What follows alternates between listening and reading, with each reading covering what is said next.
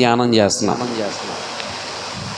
కొంతమంది అభిప్రాయం, మన కోసం ఎప్పుడో సిలువ వేయబడి, మన రక్షణ కొరకే ఆయన సిలువ వేయబడి, మన మంచి కొరకే ఆయన సిలువ వేయబడి చనిపోయాడు కదా, అలాంటి క్రీస్తు ప్రభు సిలువను మనము ధ్యానం చేయాలా, మనకు రక్షణ వచ్చేసింది కదా అని అనుకోవచ్చు.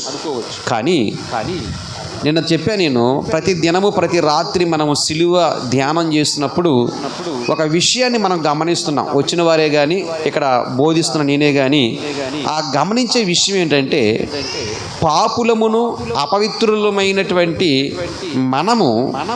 మనలను ఆయన రక్షించడానికి మన అతిక్రమ క్రియను బట్టి ఆయన శిక్షించబడెను, ఆయన బాధింపబడెను, ఆయన నలగొట్టబడెను అనేటువంటి విషయాలు మనం చదివాం యెషయా గ్రంథం 53లో. దేవుడు మన కొరకు సిలువ వేయబడినటువంటి ఆ దృశ్యాలను వాక్యంలో నుండి మనము ధ్యానం చేస్తున్నప్పుడు మనకు అర్థమయ్యేది ఏంటంటే, ప్రభువు ఈ దీనులమైనటువంటి మన కోసం ఎంత త్యాగం చేశాడా అనేది అర్థమవుతుంది. హల్లెలూయా, అర్థమవుతుంది. నిన్న రాత్రి కాకుండా మొన్న రాత్రి సిలువను గురించి చాలా విషయాలు చెప్పినప్పుడు సంఘమంతా కూడా అలలాడిపోయి కృతజ్ఞతా భావముతో ప్రభువుని కన్నీటితో పాదాలు కడిగారు. హల్లెలూయా. అంటే దేని బిడ్డలారా, ఎప్పుడు ఆ ఆలోచన, ఆ ప్రేరణ, దేవుణ్ణి నేను ఈ విధముగా కన్నీటితో పాదాలు కడగాలి, లేదా నా ప్రభువు పాదాలు పట్టుకుని నేను ఏడవాలి, ఆయన హత్తుకోవాలి, ఆయన కౌగులించుకోవాలి, దేవుడు నా కోసం ఎంత త్యాగం చేశాడా, దేవుడు నా కోసం ఎంతగా అర్పించబడ్డాడు అనేటువంటి ఆ భావం ఎప్పుడు వస్తుంది అంటే, మనము సిలువ వేయబడినటువంటి యేసుక్రీస్తు ప్రభు గాయాలను మనము ధ్యానం చేసినప్పుడు. హల్లెలూయా. మన కోసం భయంకరమైనటువంటి శాపగ్రస్తమైనటువంటి సిలువను సహించి వహించి తన శుద్ధ రక్తమంతా మన కోసం దారబోసినటువంటి ప్రభువుని ఆరాధించడానికి, ధ్యానం చేయడానికి మనం ఎంతమంది వస్తున్నామంటే 10-15 మంది వస్తున్నాం. హల్లెలూయా.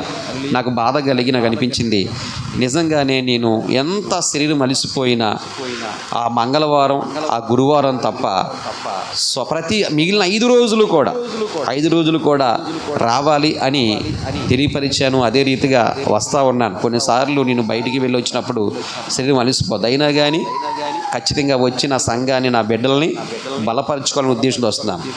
దీంట్లో ఆశ్చర్యకరమైన సంగతి ఏంటంటే, కొంతమంది పిల్లలను చూసినప్పుడు నా జీవితం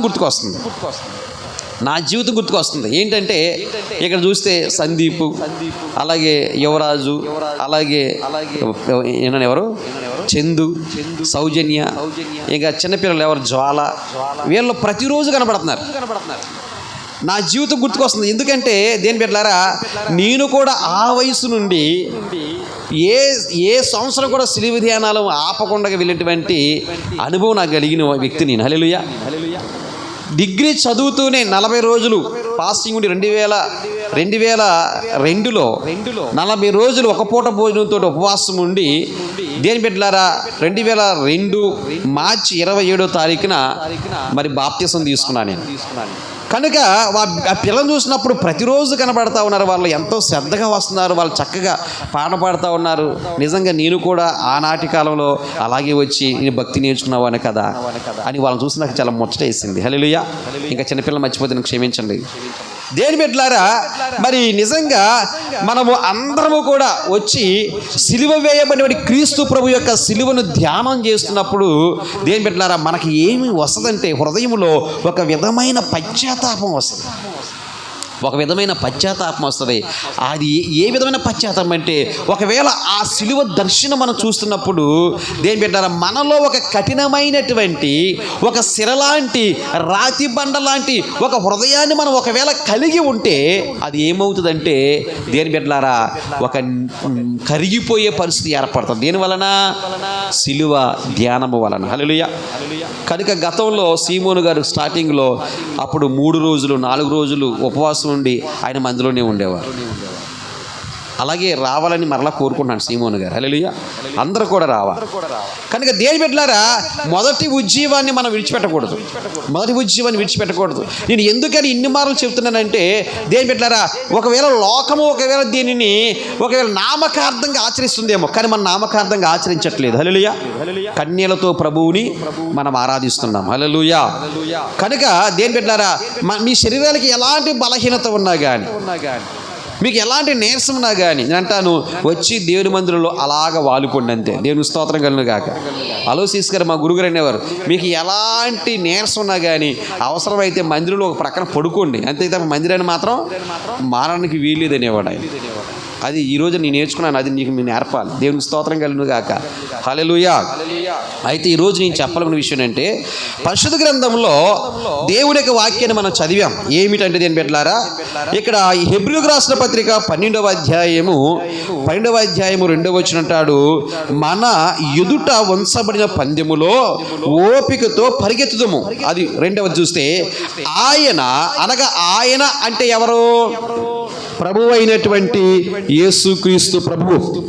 ఆయన తన ఎదుట ఉంచబడిన ఆనందము కొరకై అవమానమును నిర్లక్ష్య పెట్టి సిలువను సహించి దేవుని సింహాసనం యొక్క కుడి పార్శ్వమున ఆసీనుడాయెను. హల్లెలూయా.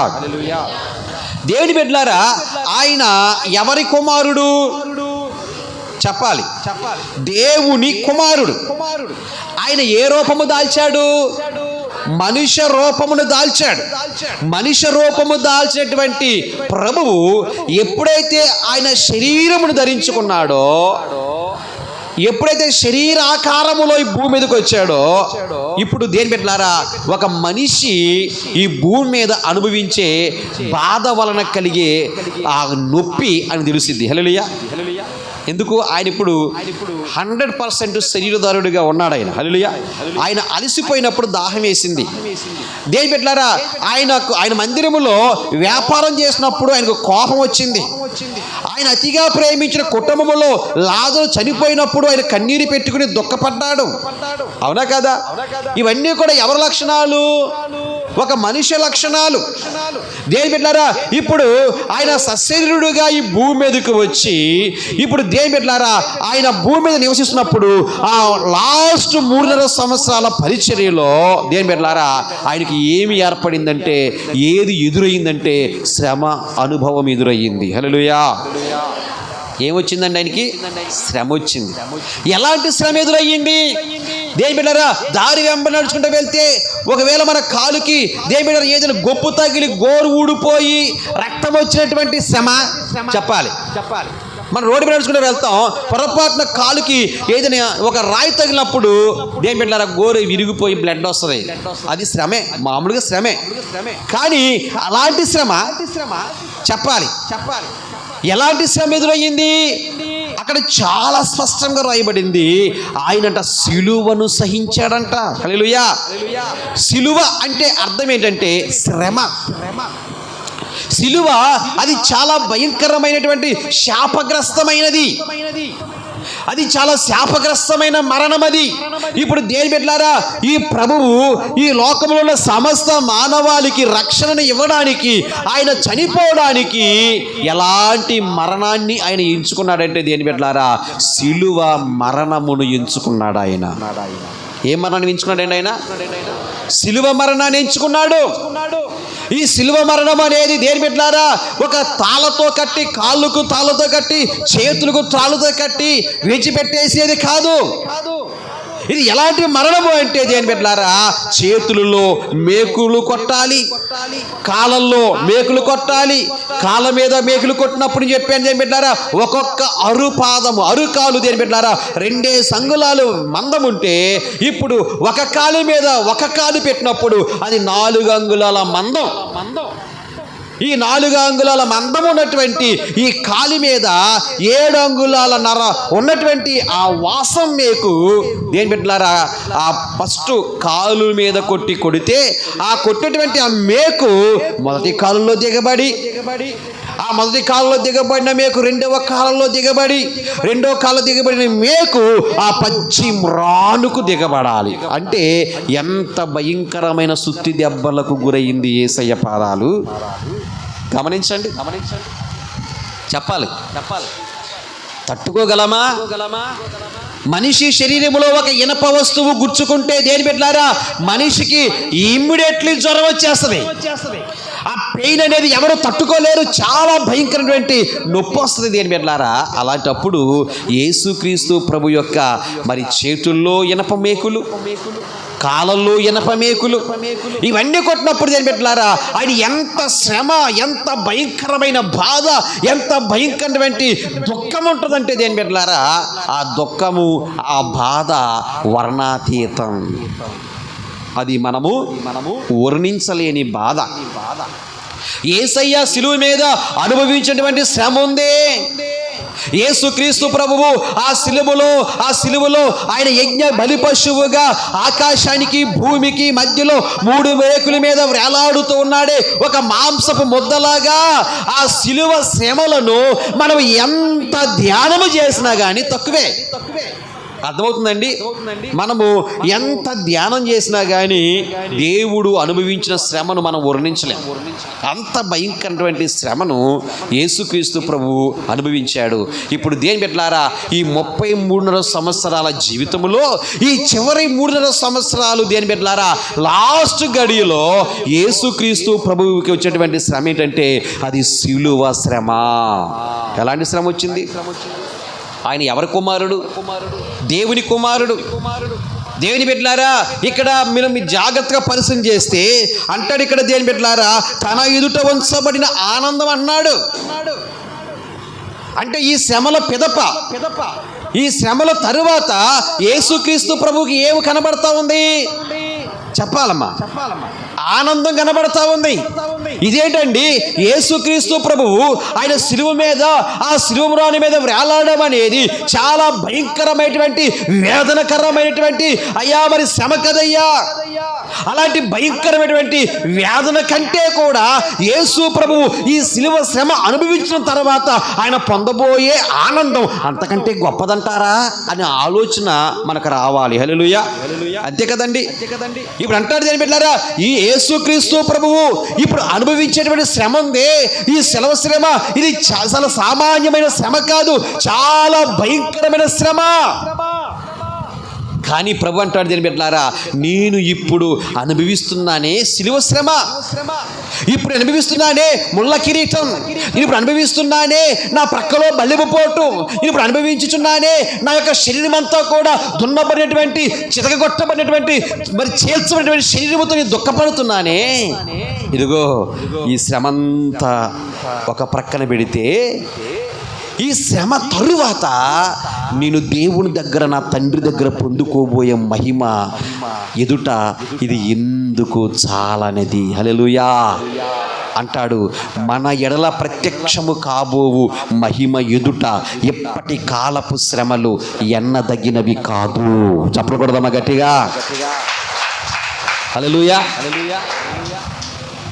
ఏమంటాడండి? మన ఎడల ప్రత్యక్షము కాబోవే మహిమ అంటే దేని బిడ్డలారా ఈ రోజున మనం చాలా జాగ్రత్తగా ఆలకిస్తే ఒకటి గమనించాలి. మనం ఈ రోజు నువ్వు ప్రభువుని నమ్ముకున్నందుకు శ్రమ పడుతున్నావా? ఈ రోజు నువ్వు ప్రభువుని నమ్ముకున్నందుకు నీ ఇంటి వారు నిన్ను వెలివేశారా? ఈ రోజు నిన్ను ప్రభువుని నమ్ముకుని దేవుని పరిచర్య చేస్తున్నందుకు ఆ గ్రామ ప్రజలను బహిష్కరించారా? దేవుని నమ్ముకున్నందుకు ఇరుగు పొరుగు వారు నీతో మాట్లాడట్లేదా? దేవుని నమ్ముకుని బైబిల్ చేత పట్టుకున్నందుకు నీ ముఖం మీద ఉమ్ము వేసినటువంటి పరిస్థితులను నువ్వు ఎదుర్కొంటున్నావా? భయపడకు, చింతపడవద్దు. హల్లెలూయా. ఎందుకో తెలుసా? ఈ శ్రమ వెనుక, ఈ శ్రమ పిదప దేవుడు నీకు ఒక అద్భుతమైనటువంటి మహిమను ఉంచాడు. హల్లెలూయా. అద్భుతమైన మహిమ. ఇప్పుడు దేవుని కొరకు పడుతున్న ప్రయాస, ఇప్పుడు దేవుని కొరకు పడే కష్టము, ఇప్పుడు దేవుని కొరకు నువ్వు పడే అవమానము, ఇప్పుడు దేవుని కొరకు పొందేటువంటి నిందలు, అవమానాలు, కష్టాలు, నష్టాలు ఇవన్నీ కూడా దేని బిడ్డలారా దేవుడిచ్చే మహిమ ఎదుట దిగదుడిపే. హల్లెలూయా. నన్ను ఎందుకు నవ్వుతున్నారు మీరు? నవ్వొస్తుంది అసలు గురించి చెప్తుంటే. ఏడుపు రావాలరా? కళ్ళంట కన్నీరు రావాలి. మన కళ్ళంట కన్నీరు రాకుండా నవ్వు వస్తే మనం దేవుని ఆత్మ పొందుకోలేదు. అది గుర్తుంచుకోండి. హల్లెలూయా. ప్రియమైన దేవుని బిడ్డలారా, జాగ్రత్తగా పరిశీలన చేయండి. ఇక్కడ దేవుని బిడ్డలారా అంటాడు, ఇక్కడ దేవుని కొరకు మనము అనుభవించే శ్రమ ఏదైతే ఉందో, కష్టమైతే ఏదైతే ఉందో, ఇబ్బంది ఏదైతే ఉందో, అదంతా కూడా దేవుని బిడ్డలారా దాని తర్వాత దేవుడు మనకి ఏమబోతుందో తెలుసా? గొప్ప మహిమను ఇవ్వబోతున్నాడు. హల్లెలూయా. ఆ మహిమ ఎదుటంట ఈ శ్రమ దేవుని బిడ్డలారా మనకు శ్రమగానే అనిపించదంట. హల్లెలూయా. అందుకే యేసు ప్రభువు అన్నాడు, ఇదిగో ఇప్పుడు నేను సిలువేయబడాలన్నా, నా తల మీద ముళ్ళ కిరీటం ఉందన్నా, ఇప్పుడు నా శరీరం అంతా చేల్చబడిందన్నా, దీని తర్వాత నేను ఎంత శ్రమ నేను నా తండ్రి కొరకు అనుభవిస్తున్నానో, ఈ శ్రమకు మించినటువంటి మహిమ నా తండ్రి దగ్గర నాకు ఉంది. హల్లెలూయా. ఎవరి దగ్గర ఉందంట? నా తండ్రి దగ్గర ఉంది అని ఇప్పుడు దేవుని బిడ్డలారా ఆ శ్రమ పొందుతూనే తన మనోనేత్రములు తెరిచి దేవుని బిడ్డలారా తను తర్వాత పొందుకోబోయే ఆ ఆనందాన్ని దేవుని బిడ్డలారా ఆ ఆనందాన్ని బట్టి ఆనందిస్తున్నాడండి ప్రభు. హల్లెలూయా. బాధతో శ్రమ అనుభవించలేదు ప్రభు, విచారముతో శ్రమ అనుభవించలేదు ప్రభు. ఎందుకో తెలుసా? ఇప్పుడు దేవుని బిడ్డలారా ఈ శ్రమ తర్వాత దేవుని దగ్గర అనగా తండ్రి దగ్గర పొందుకుపోయే మహిమ చాలా గొప్పది. హల్లెలూయా. దేవునికి స్తోత్రం కలుగుగాక. అలాగే ఇక్కడ దేవుని బిడ్డ మన జీవితాల్లో కూడా దేవునిని అంగీకరించినందుకు, దేవుని అంగీకరించి ఈరోజు చాలా మంది జీవితాల్లో చూస్తే దేవుని అంగీకరించినందుకు కుటుంబీకులు చాలా మంది దూరం అయిపోతారు. దేవుని అంగీకరించి పరిచర్య చేస్తున్నందుకు దేవుని బిడ్డలారా కుటుంబకులు వెలివేస్తారు. దేవుని బిడ్డలారా బైబిల్ గ్రంథాన్ని పట్టుకుని సువార్త ప్రకటిస్తున్న దృశ్యాలు చూస్తే గ్రామస్తులు అంటారు, రే మా కులంలో నువ్వు చెడపుట్టావురా, ఇదిగో మా యొక్క కుటుంబంలో కానీ మా గ్రామంలో కానీ నువ్వు ఉండడానికి వీలు లేదు అని చెప్పి ఏం చేస్తారంటే వెలివేతలు వేసే పరిస్థితులు కూడా చాలా కుటుంబాల్లో, సేవకుల కుటుంబాల్లో ఉన్నాయి.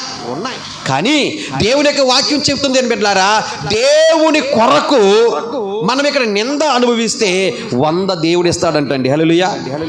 దేవునికి మహిమ కలుగును గాక. కనుక దేవుని బిడ్డలారా అంటాడు, ఇక్కడ మనం ఈ దేవుని కొరకు ఏది అనుభవించినా, ఏ కష్టం అనుభవించినా, నింద అనుభవించినా కానీ దేవుని బిడ్డలారా ఒకటి మాత్రం గుర్తించుకో, దేవుడు నీకు ఇచ్చే బహుమానం యొక్క పరిమాణము చాలా పెద్దదిగా ఉంటుంది. హల్లెలూయా. ఇదే పరిస్థితి ఎవరికి ఎదురైంది తెలుసా? మోషే గారి జీవితంలో కనబడుతుంది. మోషే గారు కూడా దేవుని బిడ్డ ఎక్కడ పెరిగాడు? ఆయన చెప్పాలి, ఎక్కడ పెరిగాడు? ఐగుప్తులో పెరిగాడు. ఎవరి ఇంట్లో పెరిగాడు? రాజుగారి ఇంట్లో పెరిగాడు. ఎలా పెరిగాడు? కుమారుడుగా పెరిగాడు. హల్లెలూయా. ఐగుప్తు రాజుకి ఎలా పెరిగాడండి? కుమారుడిగా పెరిగాడు. ఇతను దేవుని బిడ్డలారా హెబ్రీయుడు అని ఎవరైనా చెబితేనే కానీ, పాలించేటువంటి తన తల్లి చెబితేనే కానీ, మిరియాము చెబితేనే కానీ, లేకపోతే ఆ రాజు కుమార్తె ఇతడు హెబ్రీయుడు అని చెబితేనే కానీ ఎవరికి తెలియదు. హల్లెలూయా. ప్రజలందరి దృష్టిలో దేవుని బిడ్డలారా ఆ మోషే ఎవరి కుమారుడు అంటే రాజకుమారుడు. హల్లెలూయా. ఎవరి కుమారుడమ్మా? రాజకుమారుడుగా పెరిగాడు. దేవుని బిడ్డలారా ఇప్పుడు రాజకుమారుడిగా పెరిగినటువంటి ఈ మోషే నెక్స్ట్ దేవుని బిడ్డలారా ఏ సింహాసనం ఎక్కగలడు? రాజసింహాసనం ఎక్కగలడు. దేవుని బిడ్డలారా ఇప్పుడు ఐగుప్తు ఆనాటి కాలంలో సంపన్న దేశాలలో దేవుని బిడ్డలారా సంపన్న దేశాలలో మంచిగా బాగా దేవుని బిడ్డలారా మరి సంపాదకులైనటువంటి దేశం ఏది అంటే ఐగుప్తు దేశం అండి. చాలా సంపన్న దేశం, బంగారానికి నిలయము. దేవుని బిడ్డలారా గొప్ప గొప్ప వ్యాపారానికి, దేవుని బిడ్డలారా వ్యాపారానికి మంచి పెట్టిన పేరు ఏంటంటే ఐగుప్తు దేశం. ఇప్పుడు ఆ ఐగుప్తు దేశానికి దేవుని బిడ్డలారా ఈ యొక్క ఫరో ఇంట్లో పెరుగుతున్నటువంటి ఈ యొక్క మరి దేవుని బిడ్డలారా ఈ మోషే ఏం కాగలడు? రాజు కాగలడు. ఇప్పుడు మోషే కూడా పరీక్ష వచ్చింది. దేవుని బిడ్డలారా ఏంటి ఆ పరీక్ష అంటే దేవుని బిడ్డలారా ఐగుప్తు ధనము కావాలా, లేకపోతే దేవుని ప్రజల చేత నింద అనుభవించడం కావాలా? చెప్పాలి. నిజానికి దేవుని ఆత్మ లేకపోతే దేన్ని కోరుకుంటారు? ఐగుప్తు ధనాన్ని కోరుకుంటారు. ఎందుకని అంటే దేని బిడ్డలారా, నెక్స్ట్ తరం రాగానే ఆ రాజు సింహాసనం దిగంగానే నెక్స్ట్ నన్ను రాజుగా అభిషేకం చేసి పట్టాభిషేకం చేస్తారు కనుక ఆ ఐగుప్తు ధనమంతా నా చేతుల్లోనే ఉంటుంది. కాబట్టి నేను రాజును కావాలని కోరుకుంటాడు కానీ రాజసింహాసనం ఎక్కవలసిన వాడు చేతిలో కర్ర పెట్టుకుని గుర్రులు కాసుకునే పరిస్థితి ఎవరిని వెళ్తారా? అమ్మా చెప్పాలి. రాజసింహాసనం మీద కూర్చుని రాజదండాన్ని పట్టుకుని కొన్ని లక్షల మంది కోట్ల మంది ప్రజలను ఏలే జీవితాన్ని కోరుకుంటారా? లేకపోతే దేని బిడ్డలారా, ఒక కర్ర పట్టుకుని గొర్రెలు కాసుకుని ఆ కొండల వెంబడి, ఆ లోయల వెంబడి, ఆ అరణ్యం వెంబడి తిరిగే జీవితాన్ని కోరుకుంటారా? అంటే దేని బిడ్డలారా, ఏ వ్యక్తి అయినా కానీ దేని బిడ్డలారా, ఇలాంటి జీవితం నాకు వద్దు, నాకు సంపన్న జీవితమే కావాలి అని కోరుకుంటారు. హల్లెలూయా. మోషే జీవితానికి యేసుక్రీస్తు ప్రభువుకు ఎలాగైతే దేని బిడ్డలారా తన తండ్రి దగ్గర ఉన్న మహిమను అదృశ్య రూపములో ఉన్నటువంటి ఆ మహిమను దృశ్య రూపంలో మనోనేత్రములు తెరిచి చూడగలిగాడో, యేసుక్రీస్తు ప్రభు ఎలాగైతే తన మనోనేత్రములు తెరిచి తండ్రి దగ్గర ఉన్నటువంటి ఆ మహిమను ఆ ఆనందాన్ని చూడగలిగాడో, దేని బిడ్డలారా ఐగుప్తు దేశంలో రాజకుమారుడుగా పెరుగుతున్నటువంటి ఈ యొక్క మోషే కూడా తన మనోనేత్రములు తెరిచి దేని బిడ్డలారా దేవుని దగ్గర నుండి తనకొచ్చే బహుమానాన్ని చూడగలిగాడు. చప్పలు కొడదాం గట్టిగా. హల్లెలూయా, హల్లెలూయా. దేవునికి స్తోత్రం కలుగును గాక. ఇది నేను చెప్పే మాట కాదు, పరిశుద్ధ గ్రంథము చాలా వివరముగా తెలియపరుస్తుంది. హెబ్రీయులకు రాసిన పత్రిక 11వ అధ్యాయము 24వ వచనం చూస్తుంటాడు, మోషే పెద్దవాడైనప్పుడు విశ్వాసమును బట్టి ఐగుప్తు ధనము కంటే క్రీస్తు విషయమైన నింద గొప్ప భాగ్యమని ఎంచుకొని అల్పకాలము పాపభోగము అనుభవించుట కంటే దేవుని ప్రజలతో శ్రమ అనుభవించుట మేలని యోచించి. హల్లెలూయా. మోషే గారికి ఏం కనబడింది? ఇప్పటి కాలములో అనుభవించే ఈ అల్ప జీవితం కనబడింది, ఈ అల్ప జీవితం కూడా కనబడింది. రెండవది ఏం కనబడిందంటే శాశ్వత కాలము నిత్యత్వములో ఉండే జీవితం కూడా కనబడింది. హల్లెలూయా. నిత్యత్వంలో ఉండే జీవితం కూడా మోషే కనబడింది. అంటాడు దాని బిడ్డలారా, ఈ జీవితం ఎంతయ్యా, మహాబ్రతికితే ఒక 120 సంవత్సరాలు, ఆనాటి కాలం 120 సంవత్సరాలు 200 సంవత్సరాలు బ్రతికిన దినాలు అవి. కనుక ఈ జీవితం ఎంతయ్యా, ఇది కేవలము అల్పకాలము. ఎంతండి? 120 సంవత్సరాలు బ్రతికాడు మోషే గారు. ఆ 120 సంవత్సరాలు ఏమన్నాడు ఆయన? ఇది అల్పకాలమే అన్నాడు. ఏమన్నాడండి? చెప్పాలి సమాధానం. ఇది అల్పకాలం అన్నాడు. ఈ అల్పకాలములో సుఖించే జీవితము, ఈ అల్పకాలములో అనుభవించే భోగము, ఇదంతా కూడా ఏమైనా కానీ ఇది గతించిపోయేదే కానీ ఇది శాశ్వతమైనది కాదు, ఇది క్షయమైనది అనుకున్నాడు. హల్లెలూయా. ఇప్పుడు దేవుని బిడ్డలారా, తన ఎదుటటువంటి ఐగుప్తు ధనము కంటే, ఐగుప్తు సింహాసనము కంటే కూడా తనకు ఏది బాగా కనిపించిందంటే దేవుని ప్రజల చేత నింద అనుభవించడం మేలు అనుకున్నాడండి. హల్లెలూయా. దేవునికి స్తోత్రం కలుగును గాక. దేవుని ప్రజల చేత నింద గొప్ప మేలు అనుకున్నాడు. అందుకని ఏం చేశాడండి? ఐగుప్తును విడిచిపెట్టి దేవుని పని చేయడానికి అడుగులు ముందుకు వేశాడు. దేవునికి స్తోత్రం కలుగును గాక. అన్నాడు. ఏమన్నాడు తెలుసా? ఏమని తెలుసా దేని బిడ్డలారా? అల్పకాలము పాపభోగము. ఏంటంటే అది భోగం. దేని వలన కలిగిన భోగం? అది పాపము వలన కలిగిన భోగము. పాపము వలన కలిగిన భోగము శాశ్వతం అనుకుంటున్నారా? ఈ లోకంలో పాపము వలన సంపాదించే సంపాదన నిలిచి ఉంటుంది అనుకుంటున్నారా? ఈ లోకంలో పాపము వల్ల వచ్చినటువంటి ఆ యొక్క ఆస్తులే కానీ, సంపాదనే కానీ, ధన సమృద్ధే కానీ ఒకవేళ అది నిలిచి ఉంటుంది అనుకున్నారా? ఏదో ఒక రోజున దేని బిడ్డలారా తుఫాన్ వచ్చి గెద్దొచ్చి కోడి పిల్లలను ఎత్తుకుని వెళ్ళిపోయినట్లుగా అమాంతంగా అది నీ దగ్గర నుంచి తీసివేయబడుతుంది. హల్లెలూయా. ఇది నిలవదు. దేని బిడ్డలారా అంటాడు బైబిల్ గ్రంథంలో, నీతిమంతుని సంపాదన అది నిలిచి ఉంటుందంట. దేని బిడ్డలారా, దుష్టత్వము చేత సంపాదించే సంపాదన అది నిలవదంట. హల్లెలూయా. కనుక దేని బిడ్డలు అంటాడు ఇక్కడ మోషే అంటాడు, ఇదిగో ఒకవేళ నేను ఆ సింహాసనాన్ని కోరుకుని ఐగుప్తు రాజు కుమారునిగా ఉండి నేను నిర్ణయం తీసుకుని ఒకవేళ నేను ఉంటే కనుక నేను అనుభవించేది ఏంటంటే పాపభోగము. ఏంటంటది? పాపభోగము అని ఆలోచించన్నాడు. ఇదిగో నాకు ఆ సింహాసనం వద్దు, నాకు ఐగుప్తు ధనము వద్దు, నాకు ఆ పాప భోగము నాకు వద్దు, కానీ నా ప్రజల చేత నింద అనుభవించుట నాకు గొప్ప విషయం అనుకున్నాడు. చప్పలు కొట్టి ప్రభుడు సిద్ధమా. హల్లెలూయా. దేవునికి స్తోత్రం కలుగును గాక. తర్వాత అంటాడు దేని పెట్టారా చూడండి 26లో, ఫరో కుమార్తె యొక్క కుమారుడని అనిపించుకొనుటకు ఒప్పుకొనలేదు. అబ్బా, ఎంత అద్భుతమైన మాట అండి. హల్లెలూయా. మోషే మోషే ఇప్పుడు నువ్వు ఎవరి కుమారుడు అయ్యా అని అడిగితే మోషే అంటాడు, నేను ఐగుప్తులో పెరిగాను కానీ, ఐగుప్తులో రాజుగారి ఇంటిలో రాజకుమార్తెకు కుమారునిగా పెరిగాను కానీ నేను వారి ఇంట్లో పుట్టినటువంటి కుమారుని కాదు, నేను హెబ్రీయుడను. హల్లెలూయా. నేను ఎవరని? నేను హెబ్రీయుడను. చిన్నతనము నుంచి నాకు దాయిదీగా ఉండి జీతానికి నాకు పాలిచ్చిందే నా తల్లి, ఆమె నా తల్లి, ఆమె నా సొంత తల్లి. నన్ను పెంచిన తల్లి రాణి కాదు, నన్ను కన్న తల్లి హెబ్రీ స్త్రీయే నా తల్లి అని ఏం చేస్తాడండి? ఒప్పుకుంటున్నాడు.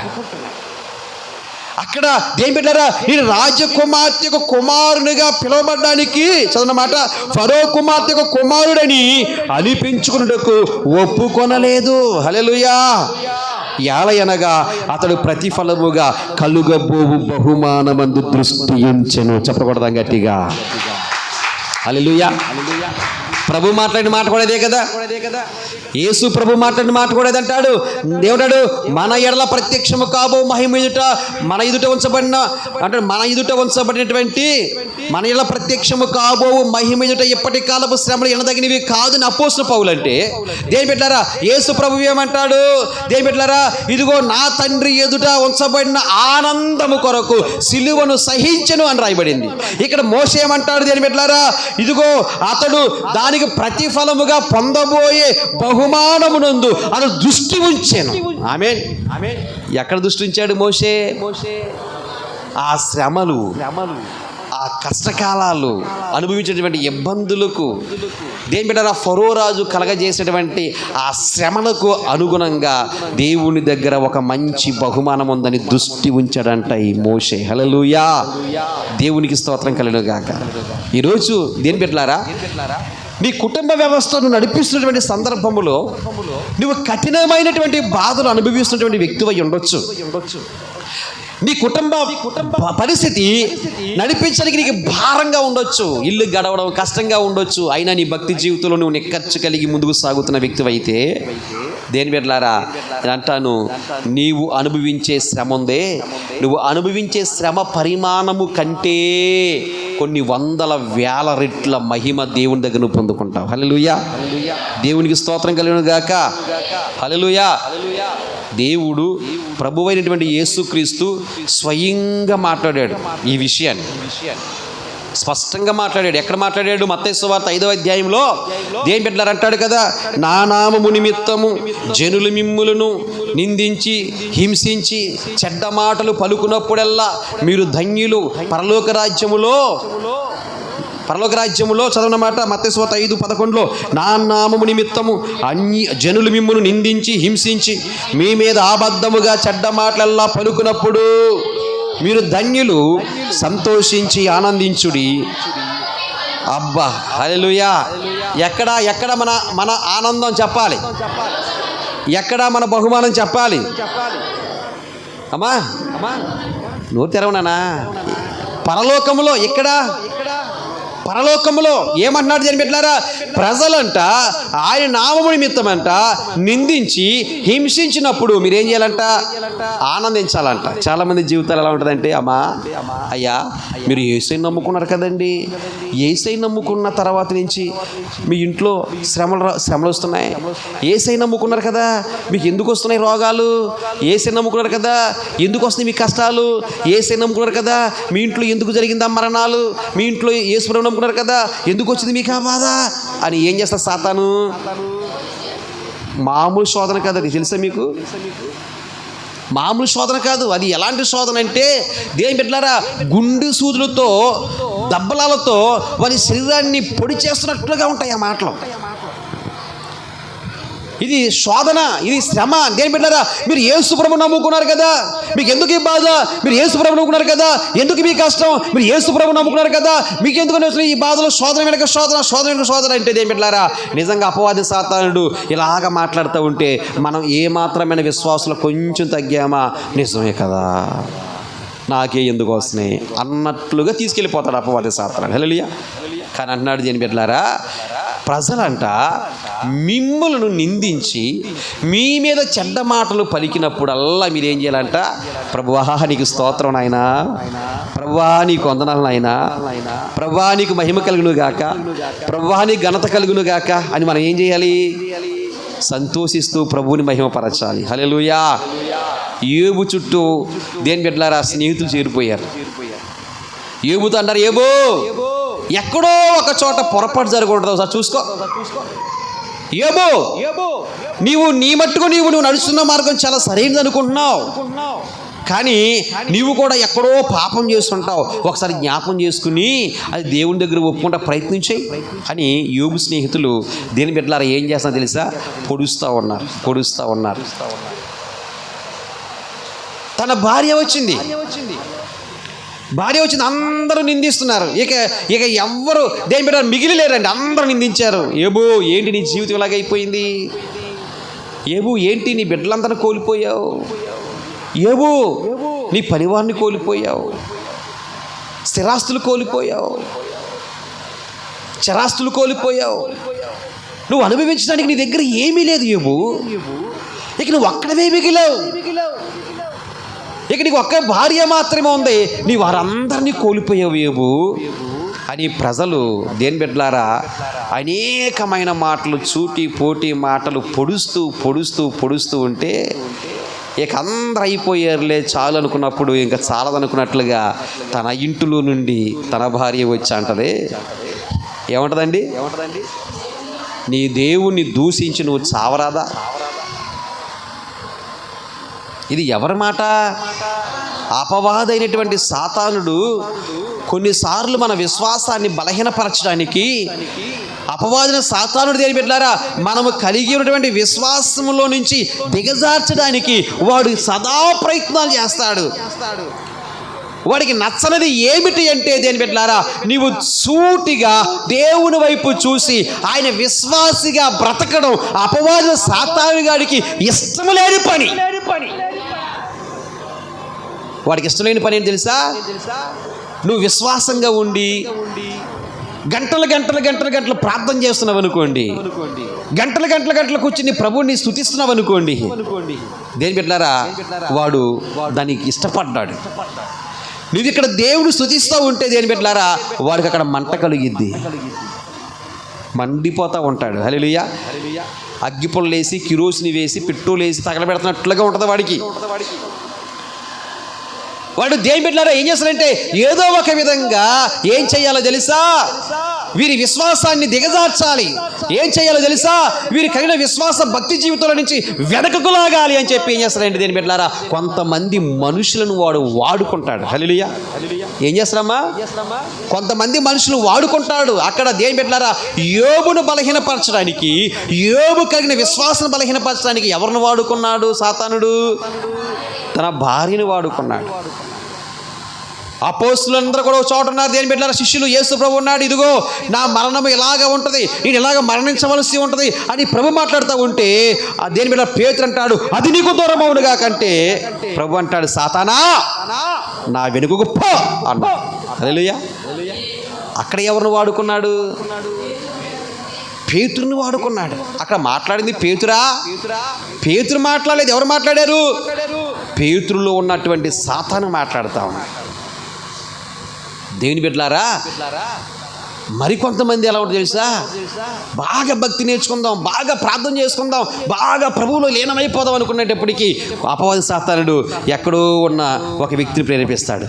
నువ్వు వెళ్ళి చూసావా ఎంత భక్తి చేస్తున్నారో, వెళ్ళి ఒక్కసారి నువ్వు ప్రయత్నించేయి అని చెవుల్లో మెల్లిగా జోరేగలాగా ఏం చేస్తా తెలుసా? ప్రేరేపిస్తాయి. వస్తారు వచ్చి, అమ్మా తెగ ప్రార్థన చేసేస్తున్నావేంటి? ఆయనకి తెలీదా ఏమవుతుందో? ఇప్పుడు బాగానే ఉంటుంది, తర్వాత ఎలా ఉంటుంది తెలుసా? బాబోయ్ మీరు తట్టుకోలేరు, మీరు సహించలేరు. మేము చూసాం అలాగా, అయ్యో ఎన్నో మేము అనుభవించేసాం అలాగా, అందుకే చెప్తున్నాను అంటారు. ఇది సాతాను మాట, లేకపోతే చెప్పాలి దేవుని దూత మాట. దేవుడితే ఏం చేస్తాడు చెప్పాలి. అమ్మా ప్రార్థన చేసుకోండి, మీరు రగిలించబడండి, మీరు మండించండి, అనేకులు మండించండి, లెగండి అని ఏం చేస్తాడు దేవుడు? ప్రేరేపిస్తాడు, పురుకొలుపుతాడు, ధైర్యపరుస్తాడు. గిద్యోనుకి దూత వచ్చింది, ఏమంది? అంటే పరాక్రమము కలిగిన బలాఢ్యుడా లే. ఇది ఎవరి స్వరం? ఇది దేవుని స్వరం. అదే అపవాదిన సాతాను అంటే నువ్వు కూర్చో, నువ్వేం చేయలేవు, చాలే కూర్చో, నువ్వు చేసింది చాలు, నీ భక్తి చాలు అని ఏం చేస్తుంది అది? భక్తి జీవితంలో మంటలు కలిగి రేగుతూ ఉంటే బిందుడు నీళ్ళు తీసుకొచ్చి అమాంతంగా ఆరిపేసినట్లుగా ఉంటుంది. అవునా కదండి? చెప్పండి. మన జీవితంలో చాలాసార్లు జరుగుతాయి, అవునా కదండి? చెప్పండి, జరిగే కదండి, ప్రతి ఒక్కరి జీవితంలో ఉంటుంది. ఇది ఎవరి స్వరం? దేని పెట్టారు? ఇప్పుడు ఒక స్వరం వినపడుతూ ఉంది, అందరూ అయిపోయారు, ఇక అందరూ కూడా మేకులతో గుచ్చారు, ఇక పర్వాలేదు అయిపోయారు అనుకున్నప్పుడు భార్య వచ్చి అంటుంది, సావరాదా జీవితం ఎందుకు? దేవుడు దేవుడు దేవుడని బిడ్డలు పోగొట్టేసావా? దేవుడు దేవుడని ఇదిగో ఆస్తులు పోగొట్టేసావా? దేవుడు దేవుడని ఇదిగో ఇప్పుడు నీ శరీరము, ఇక చివరికి నీ శరీరము కుళ్ళి, ఆ కుళ్ళిపోయే శరీరంలో నుంచి పురుగులు వస్తున్నాయి, చూడు చూడు నీ జీవితం అని ఏం చేస్తుంది తెలుసా? నీ దేవుని దూషించి నువ్వు చచ్చిపోవాలి. అందరూ అంటే ఒకటి, ఇంట్లో తన భార్యే అంటే ఆ బాధ ఎలా ఉంటుందండి? చెప్పాలమ్మా, చెప్పాలి, చాలా బాధగా ఉంటుంది. అప్పుడు అన్నాడు యోబు, ఆయన ఉదాహరణకు ఆయన ఇప్పుడు మనకు 20 లక్షల రూపాయలు ఇచ్చినప్పుడు అనుభవించాం, ఇప్పుడు ఏమి లేకుండా తీసేశాడు. ఇచ్చినప్పుడు పొందుకున్నాం, తీసేసినప్పుడు దాన్ని అనుభవించొద్దా మనం? హల్లెలూయా. ఉదాహరణ చెప్తున్నాను అంతే. హల్లెలూయా. ఇచ్చినప్పుడు ఏం చేసాం? జేబులో పెట్టుకున్నాం. ఇప్పుడు దేవుడు మనల్ని పరీక్షించడానికి ఇలాంటి స్థితి వచ్చినప్పుడు మనం ఏం చేయాలి? దాన్ని అనుభవించాలి కదా. అదే మాట చెప్పాడు ఆయన, స్తుతించు దేవుణ్ణి అన్నాడు. చెప్పకూడదాం గట్టిగా. హల్లెలూయా. యెహోవా ఇచ్చును, యెహోవా తీసుకొనిను, దేవునికే మహిమ కలుగును గాక. దేవునికి స్తోత్రం కలుగును గాక. పరీక్ష కోసం దేవుడు నీ విశ్వాస పరీక్ష కోసం దేవుడు కొన్ని పరిస్థితులకు అనుమతించినప్పుడు, అవి నీ దగ్గరికి వచ్చి నిన్ను శోధించినప్పుడు, వాటిని అనుభవించి వాటి మీద జయం పొందుకున్నప్పుడు, దేని బిడ్డలారా, ఎంతైతే నువ్వు పోగొట్టుకున్నావో డబుల్ పరిస్థితి దేవుడు, డబుల్ బ్లెస్సింగ్స్ దేవుడికి ఇస్తాడు. చెప్పకూడదాం గట్టిగా. హల్లెలూయా. యోబు జీవితం జరిగింది, అన్ని కోల్పోయాడండి, అన్ని కోల్పోయాడు. దేని బిడ్డలారా, అన్ని కోల్పోయిన తర్వాత తన జీవితంలో శూన్యముగా మిగిలిపోయాడు. పలకరించేవారు లేరు, ఆదరించేవారు లేరు, ఓదార్చేవారు లేరు, నెమ్మదిపరిచేవారు లేరు, మాటల చేత బలపరిచేవారు లేరు, ఇంకా బలహీనపరిచేవారే తన చుట్టూ కమ్ముకుంటున్నారు. కానీ దేని బిడ్డలారా, అతను బలపరిచేవారు లేరు. దేని బిడ్డలారా అంటే స్థితిలో దేని బిడ్డలారా నడిచే ఓపిక అతనికి లేదు. ఆమె అర్థమవుతుందా? నడిచే ఓపిక అతనికి లేదు. తన గాయాలు తన చేతులతో గోక్కోవడానికి తన శక్తి చాలకపోతే కుక్కలు వచ్చి ఆయన గాయాలు లాగుతున్నాయి ఏంటండి? కుక్కలు వచ్చి ఆయన గాయాలు లాగుతున్నాయంట. అంటే ఎంత దీన పరిస్థితులకు వెళ్ళిపోయాడండి ఆయన, ఎంత దీన పరిస్థితులకు వెళ్ళిపోయాడు. ఇది ఎందుకో తెలుసా? ఆయన యోబుకి ఇవ్వబోయే మహిమ ఎదుట, యోబుకు దేవుడు ఇవ్వబోయే ఘనత ఎదుట, దేవుడు యోబుకి ఇవ్వబోయేటువంటి ఉన్నతమైన ఆనందం ఎదుట, ఇప్పుడు యోబు అనుభవిస్తున్న శ్రమ ఎన్నదగినది కాదు. చెప్పకూడదాం గట్టిగా. హల్లెలూయా. ఎన్నదగినది కాదు. ఈరోజు మీ జీవితాల్లో కూడా అయ్యో ఈ శ్రమ అనుభవించలేకపోతున్నాను, అయ్యో ఈ భయంకరమైన ఒంటరితనాన్ని అనుభవించలేకపోతున్నాను, అయ్యో ఈ మాటల యొక్క బాధను అనుభవించలేకపోతున్నాను అని నలిగిపోతున్నావేమో. దేని బిడ్డలారా, ఓపిక చేయి, ఓపిక పట్టు, సహించుకో, ఓర్చుకో. తర్వాత నీ కోసం ఏముంచో తెలుసా? దేవుడు ఒక అద్భుతమైనటువంటి ఫలాన్ని, బహుమానాన్ని దేవునికి ఉంచాడు. దేవునికి స్తోత్రం కలుగును గాక. హల్లెలూయా. దేని మీద తట్టు వండాలి. ప్రభువా, నేను వచ్చిన శ్రమలను బట్టి దేవుని తట్టుకోలేకపోతున్నాను ప్రభువా, తట్టుకునే ఓపిక నాకు దయచేయి. ఆమేన్. నువ్వు చేయగలిగితే ప్రార్థన చేయదలుసా, ప్రభువా తీసేయి తీసేయి తీసేయి అనే ప్రార్థన పక్కన పెట్టేసి ప్రభువా బలపరచు బలపరచు బలపరచు అని ప్రార్థన చేయడం మొదలుపెట్టు. హల్లెలూయా. అప్పుడు దేని బిడ్డలారా నిన్ను ఒక ఉక్కు స్తంభంలాగా చేస్తాడు ఆయన. ఆమేన్.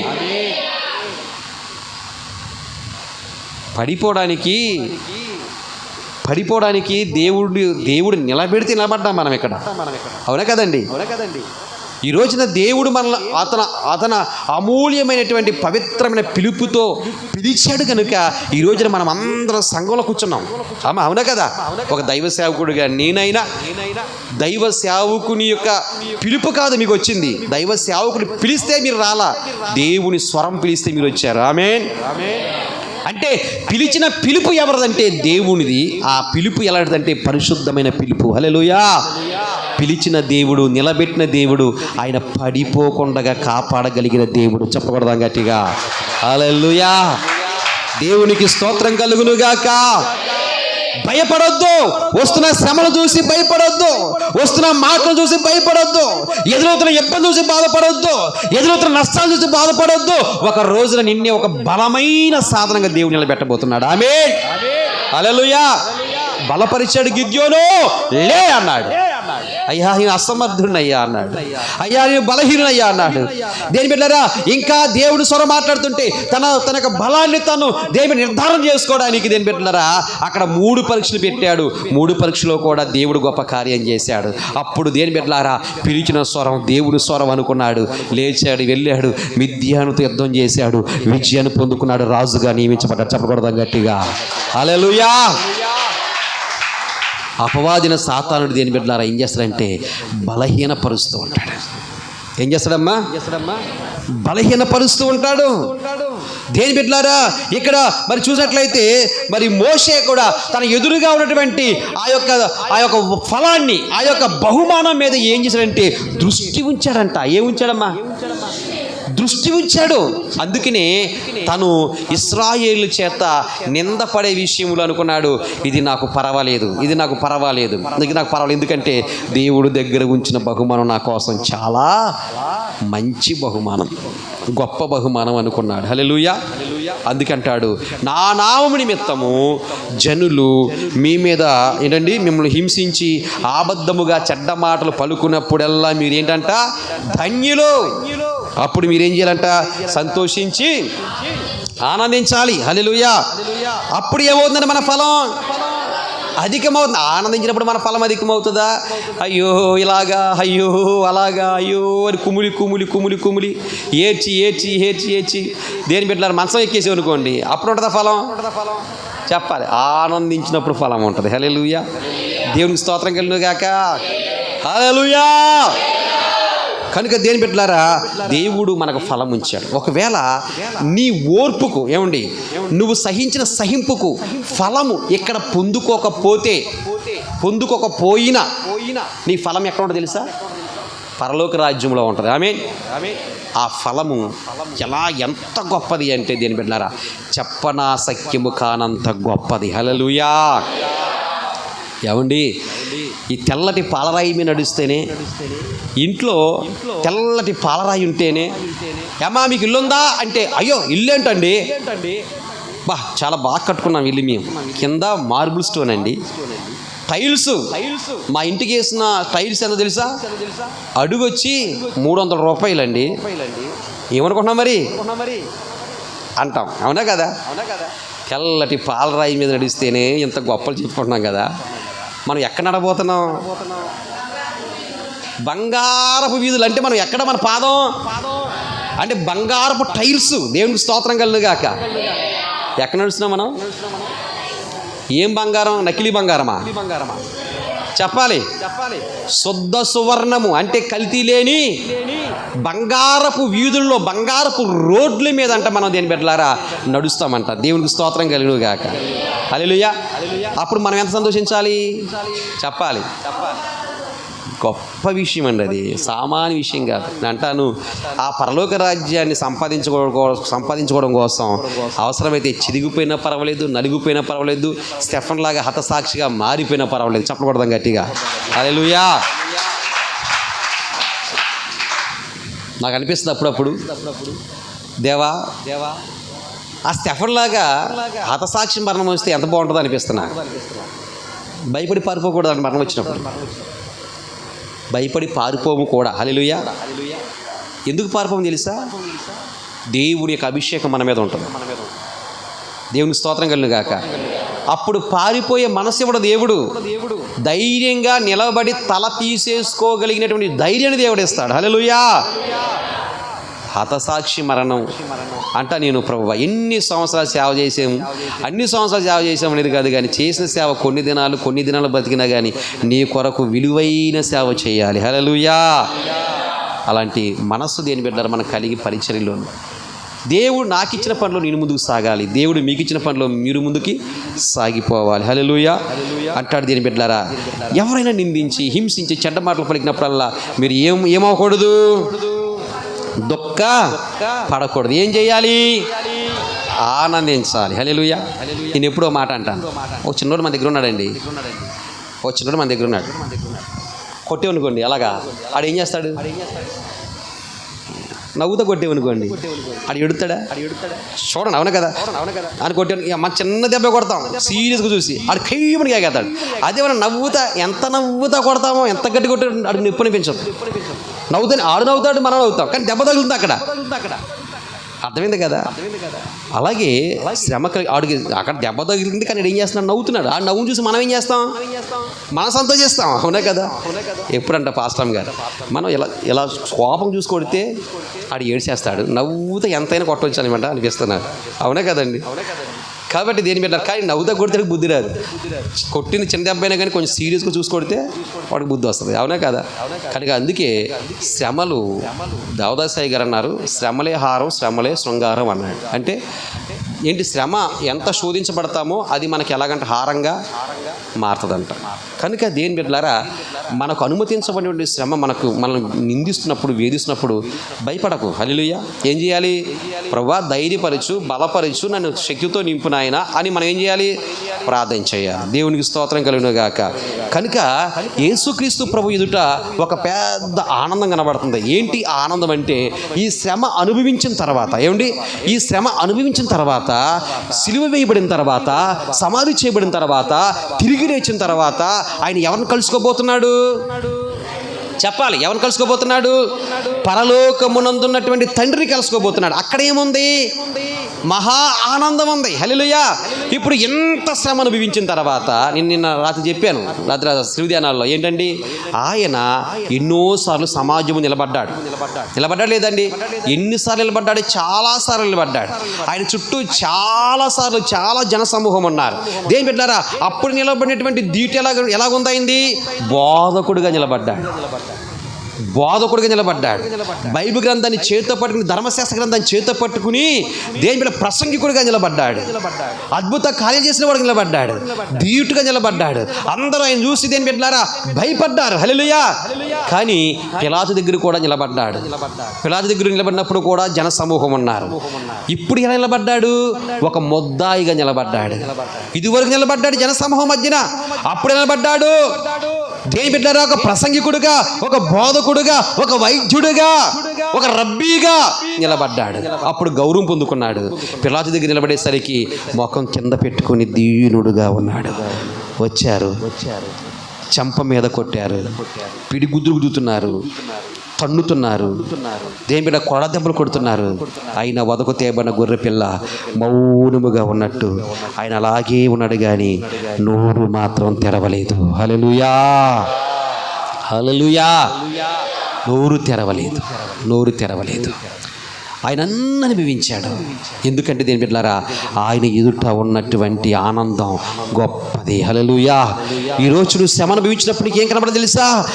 అంతరంగ నేత్రములు, మనోనేత్రములు తెరిచి నువ్వు దేవుణ్ణి చూడగలగాలి. హల్లెలూయా. దేవుణ్ణి చూడాలి. దేవుని దగ్గర నువ్వు పొందుకోబోయే మహిమని కనబడాలి. హల్లెలూయా. ఒక దైవజనుడు దగ్గరికి వచ్చాడు. సిలువ ఎంత గొప్పదో నేను చెప్తూ ముగించేస్తాను. ఒక దైవజనుడు దగ్గరికి వచ్చి అంటాడు, అయ్యా మీరు గంటలు గంటలు మోకాలు వేసి మీరు ప్రార్థన చేస్తారు. నేను మీకులాగా గంటలు ఉండి మోకాల మీద ఉండి ప్రార్థన చేయాలని నేను చాలాసార్లు ప్రయత్నం చేశాను. కానీ గంట సమయం ప్రార్థన చేసేసరికి నేను అలసిపోయి నాకు ఏకాగ్రత కుదరక నేను ప్రార్థన చేయలేకపోతున్నాను. అసలు ఏదేమైనా కానీ మీ దగ్గర ఆ రహస్యం తెలుసుకోవాలని మీ దగ్గరికి వచ్చాను. దైవజనుడా, మీరు గంటలు పడి ప్రార్థన చేయడం గల కారణం ఆ సీక్రెట్ అని చెప్పు అన్నాడంట. హల్లెలూయా అన్నప్పుడు ఈ దైవజనుడు అన్నాడంట, గంటలు ప్రార్థన చేసే దైవజనుడు అన్నాడంట, అయ్యా దేని బిడ్డలారా ఈ గంటలు పడి ప్రార్థన చేసేటువంటి ఆ సేవకుడు అన్నాడంట, అయ్యా నేను కూడా నీకులాగే ప్రార్థనలు చేసుకుందామని మోకరించిన తర్వాత కొన్ని నిమిషాలకు నా ఏకాగ్రత తప్పిపోయే పరిస్థితులు ఏర్పడతాయి. నేను ఏదైతే పెండింగ్ పెట్టేసిన పని ఉందో, నేను ఎవరిని కలవాలనుకుని కలవలేకపోయానో వారు జ్ఞాపకం వస్తారు. అవునా కదా? ఎవరిని కలుద్దామనుకున్నానో ఎవరిని కలవలేకపోయానో వారి పేర్లు జ్ఞాపకం వస్తాయి. నేను ఏ పని అయితే చేద్దామని మధ్యలో ఆపేసానో తర్వాత చేద్దామని అనుకున్నాను అది జ్ఞాపకం వస్తూ ఉంటుంది. తర్వాత ఏవేవో నా తల చుట్టూ తిరుగుతూ ఉంటాయి. అప్పుడు నేను కూడా నీకులాగే డిస్టర్బెన్స్ అవుతాను. ఆ టైంలో నేను చేసే పని ఏంటంటే, మన కొరకు నా విమోచకుడు ఉన్నాడే ప్రియమైనటువంటి యేసు ప్రభు, ఆ ప్రభువు ఆ సిలువ మ్రాని మీద వేలాడుతున్నటువంటి ఆ దృశ్యాన్ని నేను చూస్తాను. హల్లెలూయా. ఆ సిలువ మ్రాని మీద వేలాడుతున్నటువంటి ఆ సిలువను, ఆ సిలువలో నా కొరకే యాత్ర పడుతున్నటువంటి ఆ ప్రభు యొక్క శ్రమను, ఆ శ్రమ పడుతున్నటువంటి యేసుక్రీస్తు ప్రభు యొక్క గాయాలున్నాయే, ఆ గాయాలను నేను కనులారా చూచినట్లుగా నేను నా ఏకాగ్రతను అటువైపు తిప్పినప్పుడు నాకు తెలియకుండానే పరిశుద్ధాత్మ దేవుడిని ఆవరింపజేసి దీర్ఘకాలిక ప్రార్థన చేయడానికి కారణమవుతుంది అన్నాడంట. హల్లెలూయా. ఇది పుస్తకంలో నేను చదివినప్పుడు దేని పెట్టారా, ఇది ఎగ్జాక్ట్లీ 100% నాకు మ్యాచ్ అయ్యింది. హల్లెలూయా. నేను కూడా అదే పరిస్థితి. దేని పెట్టారా, ఈరోజు కనీసం ఒక 2 గంటలు, ఈరోజు కనీసం 3 గంటలు ప్రార్థన చేసుకోవాలి అని అనుకుని దేని పెట్టారా చాప మేకి వెళ్ళినప్పుడు, దేని పెట్టారా ఏకాగ్రత తప్పిపోతున్నప్పుడు, ఇది చదవక ముందే నేను ఒక అనుకునేవాని, నా ఏకాగ్రత కలగాలంటే నేను ఎక్కడికి వెళ్ళాలంటే ఆ సిలువ మీద వేలాడుతున్న ప్రభు గాయాలనికి వెళ్ళాలి అని వెంటనే నేను ఏం చేస్తానంటే ఆ సిలువ మీద వేలాడుతున్నటువంటి ప్రభు యొక్క ప్రేమను ధ్యానం చేయడం మొదలు పెడతాను. హల్లెలూయా.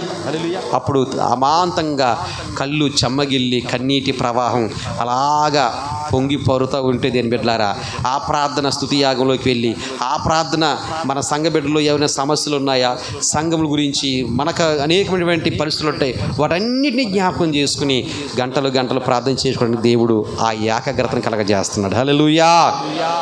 దేవునికి స్తోత్రం కలుగుగా. నా అనుభవంలో దేని బిడ్డలారా ఏకదాటిగా 3 గంటలు ప్రార్థన చేసినటువంటి అనుభవంలో నేనైతే ఉన్నాను. హల్లెలూయా.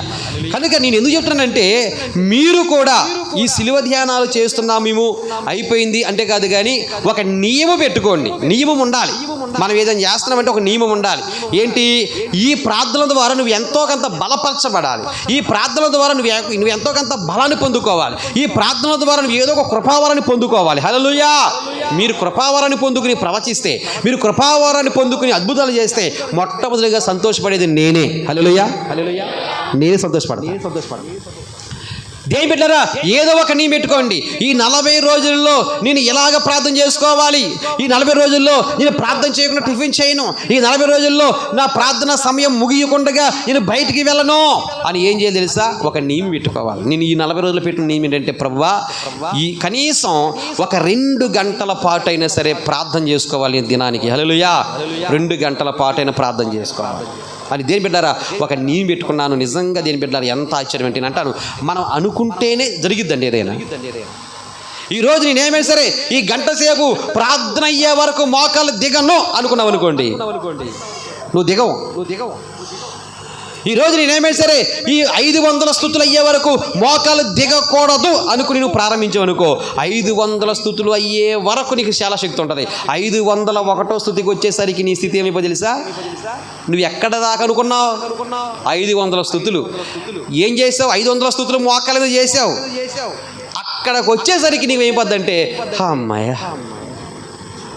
ఇవి ఏమనుకున్నావు? 500 అనుకున్నావు. నీ ఓపిక ఎక్కడ దాకా వచ్చింది? 500 దాకానే వచ్చింది. ఇది నిజమా కదా చెప్పాలి? ఇది నా అనుభవంలో నేను చెప్తున్నాను అంతే. ఈరోజు గంట దాకా నీ మోకాలు దేకుండా ప్రార్థన చేయలేదు ప్రభు అనుకుంటాను నేను. ఎందుకని నేను ఎంత అనుకున్నా? నేను మన మైండ్కి మనం ఏ సందేశాన్ని అందిస్తే అదే జరిగింది. నేను గెలవలేను పాపాన్ని అనుకున్నావా? గెలవలేవు. ఈ పరుగు పందుని పరిగెత్తాలని ఓడిపోతాను అనుకున్నావా? నువ్వు ఓడిపోతావు అంతే. ఓడిపోతావు. నాకు ఇది రాదు అని కూడా రాదు అంతే. నేను చెప్పలేను, నువ్వు చెప్పలేవంతే. హల్లెలూయా. నేను చెప్పగలను అనుకో, చెప్తావు అంతే.